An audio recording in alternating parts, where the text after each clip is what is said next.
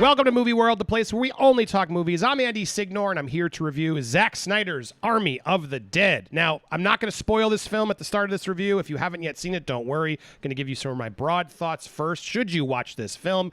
And then later in the review, I'll give you a little warning to either mute or tune out, where I do get a little bit more spoilery, because I know a lot of you have already seen this film. This film came out theatrically last week, and now it premiered last night at midnight on Netflix, so it's available for everybody to check out. Should you check it out? Let's go there first. Now, I know I have a lot of baggage with Zack Snyder. A lot of people are annoyed with me because I've criticized things around it, but look, the reality is, if you actually watch it, I mean, I don't dislike Zack Snyder. I'm a fan of a lot of his films. I loved 300.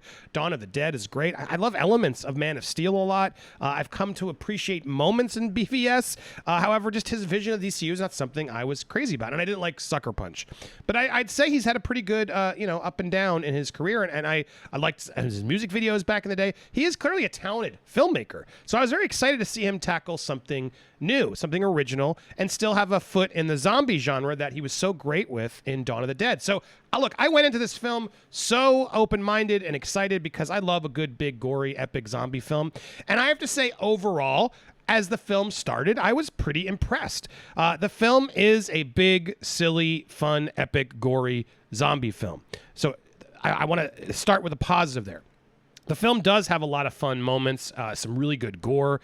There is some good cast members in this, some fun moments, and overall, it's a really fun premise. This idea of a zombie outbreak that happens. It's sort of centralized in Vegas. They have to then figure out, well, are we going to nuke this place? It seems like they are, but then they send in this team led by Dave Bautista to attempt to go find some funds in the basement of Vegas and get it out of there before they nuke the zone and kill all the zombies. Now, look, there's a little bit of, you gotta suspend your disbelief there on a lot of it, but however, it's kind of a fun setup, and Zack does a really fun opening sequence, sort of flash forwarding through sort of the carnage taking over Vegas. The opening of the film explains how sort of it started, sort of. And the opening of the film is probably the best thing to focus on. Interesting premise, some funny actual dialogue in the beginning, but a moment that's a little eye-rolly for me, where I don't believe, as serious as they've set up this transport of a cargo unit that they're transporting, I don't believe, given how serious they're making that moment, and then they have some sort of silly dialogue that I didn't dislike, I just didn't believe how stupid the guards were in the moment. I know that's sort of a trope in films, but they sort of heighten and make these seem like the best of the best of, oh, they only hire us to do crazy things. And what do you think's in the cargo? And it's a moment that sort of just shows, I think, my ultimate problem with this film of, I appreciate that they took it seriously. They should have. I don't have a problem with that. And I appreciate that. I enjoy the premise of this a lot. However, that opening sort of set the tone for me of like, cool. I want to really like this.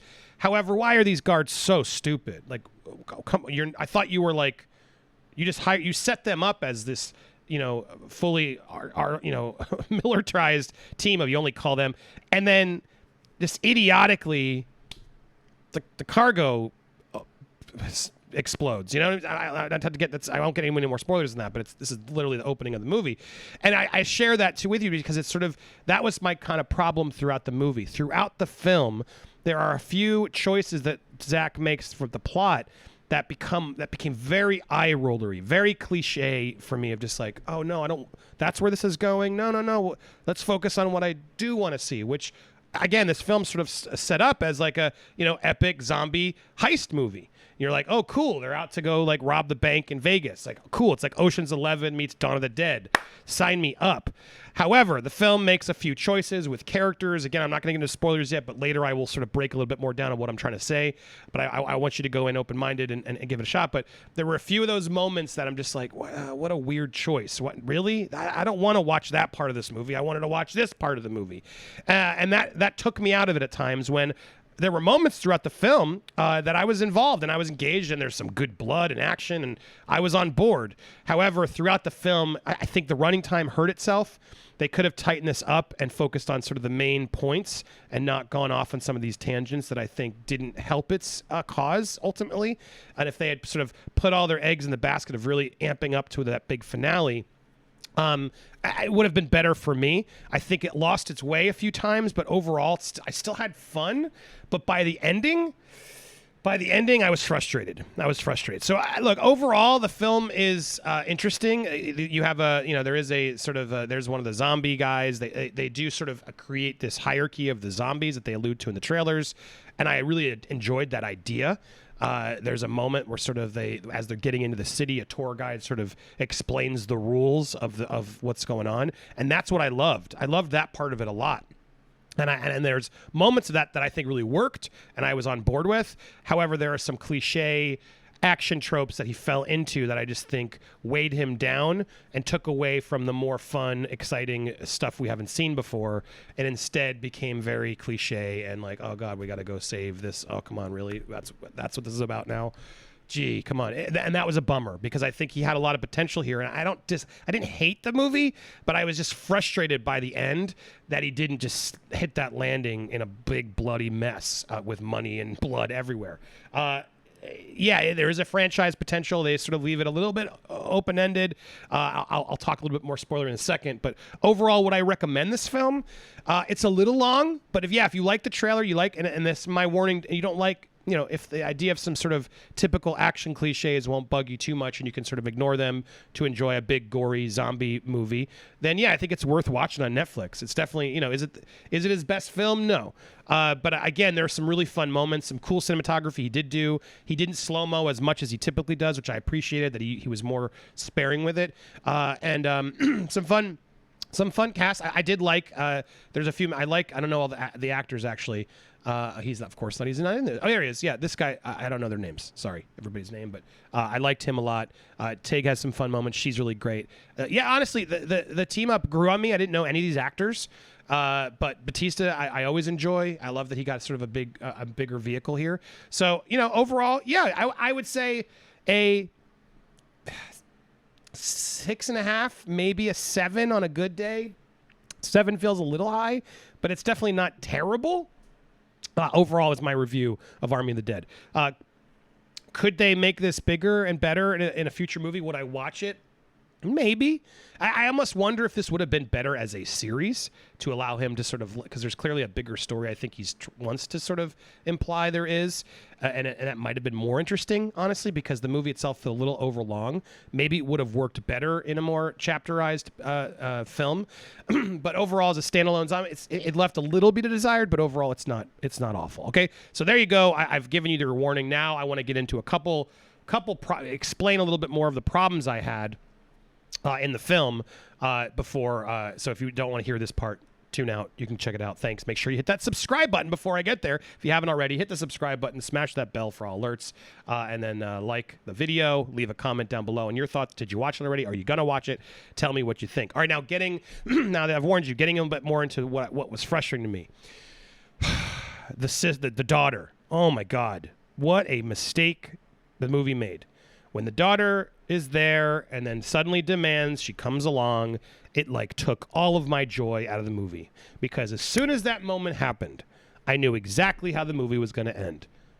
Again, I guess I won't. But if you saw it, you know what I'm talking about. You sort of know. All right, well, gee, I wonder who's going to survive. I wonder who they're going to rescue. I wonder who will sacrifice himself. It was such a bad choice to force the daughter there along the journey, which I know they were trying to do to help Bautista's character. But I think they could have written it in a more clever, surprising way.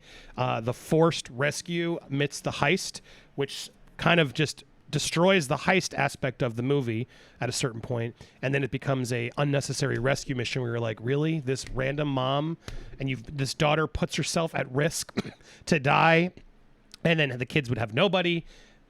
It was so frustrating. And then the daughter just suddenly is like marksman out of nowhere. The daughter was such a frustrating cliche action character that it completely took me out. And then as the film's progressing and you're getting excited, like finally we're going to face this horde of zombies, and the army guy, the alpha zombie guy, who I thought was kind of cool, him and his wife, that was a cool, I was into that world. I was like, yes, please. But that entire finale lost its way, where we had to go rescue the two random girls, when then one of them dies. Of course, everybody dies but the mom.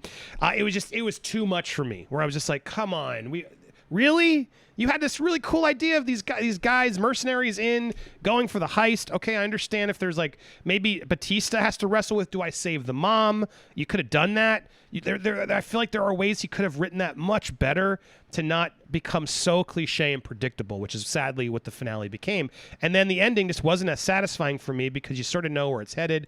The heist is then useless. It is what it is. And that to me was really where it came from. There were some surprises and moments of people that died. I assume you don't care what I tell you now because you're watching the spoilery part. But when he snaps the woman's neck, that surprised me. But again, it was like, for what?